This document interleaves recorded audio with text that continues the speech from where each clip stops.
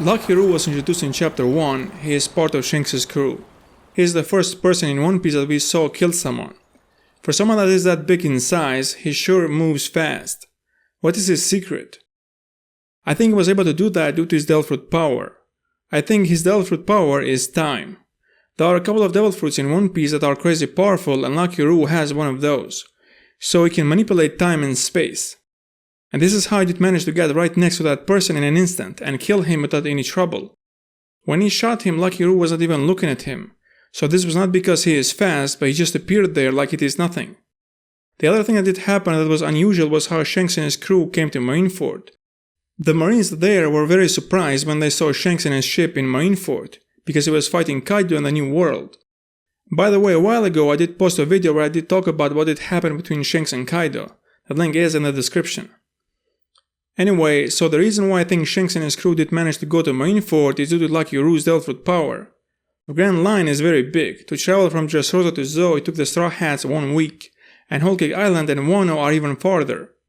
If Shanks and a couple of strong people of his crew would come to Marineford, then it is possible that they did manage to come because they are so strong they can move very fast, or maybe even fly. But the entire crew was there together with the ship, and there were not any signs of travel on them. It is not that they did look tired or anything like that. So due to Lucky Roo's power to manipulate time and space, they got to Marineford from the New World. This is a crazy powerful Devil Fruit, but everything has its limits. Every writer, as soon as they come up with something powerful, the second thing that they do is to try to limit that power or come up with weaknesses. Otherwise you will have massive problems with the story going forward. One of the limitations I think are you can use this ability to jump in time only once in 24 hours. Where you go, I don't think it is limited, since they did move from the New World to Marineford. But I do think that you can use as much as you want to make small jumps, like a couple of seconds or minutes, and this is very useful during the fights. But using this ability it takes a huge toll on the body.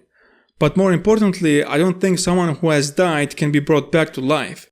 You can go back in time and change the events, but the death will still happen. Shanks and his crew did manage to change how the war in Marineford did end, but I don't think it is possible to save someone from dying once they did die. Even if they would arrive earlier, I think Ace and Whitebeard they would still die, but in a different way. But I do think that there is a way to save people who did die by going back in time, but the price is too high. The user of the Devil Fruit will die if he will save someone who did die.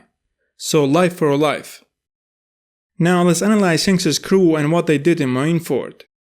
When Shanks said to Sengoku that this war is over and I will take the corpses of the dead pirates, Sengoku did agree, and on the surface it did look like Sengoku is being respectful to Shanks, but people like Sengoku who are at the top, they only respect one thing, and that is power. So Sengoku only did respect the power of Shanks and his crew and nothing more.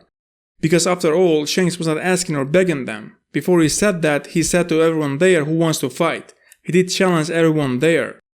So if Sengoku would have said no, do you think Shanks would have said, "Oh okay, I will go home now"? Sengoku's answer was very interesting. He said, "I agree because it is you, Akagami." Why did he say that? We saw in the recent chapters that even the Gorosei did something similar. They said we only did agree to meet because it is you. Is it due to Shanks and his crew being the strongest crew in the world? No, I don't think so. Because if that was the case, then why he has the same title as Kaido, Big Mom and Blackbeard? The difference I think is about what they are capable of. I don't think there is anyone out there that can hurt the world government and other strong organizations more than Shanks and his crew.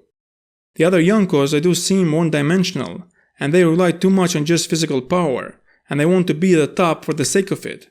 But with Shanks it's different, because he knows the true history of the world and its secrets. He was with Roger in Raftel. So this is one of the differences between Shanks and the other Yonkos or other strong people in the world. But let's just analyze the standoff between Shanks and his crew and Marines in the Marineford. Who did Sengoku have in front of him? Shanks, one of the strongest people in the One Piece world. Ben Beckman, one of the smartest people in the One Piece world. You'd think those tactics that Sengoku did use against the Whitebeard pirates, and especially trying to convince them that Whitebeard had sold them out, would work against a crew that Ben Beckman is part of? Considering that Ben Beckman is one of the smartest people in the world, I am sure he can come up with tactics and strategies that the Marines will not know what hit them until it is too late.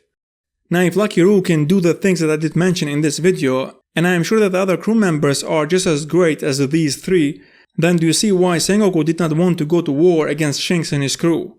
because against them having more people or more weapons, it is not going to cut it. Anyway, what did you guys think about what I said? Do you agree or disagree, or you have something else to add? Let me know in the comments. Thanks for watching, like and share if you like this video, subscribe for more One Piece videos, and see you in the next video.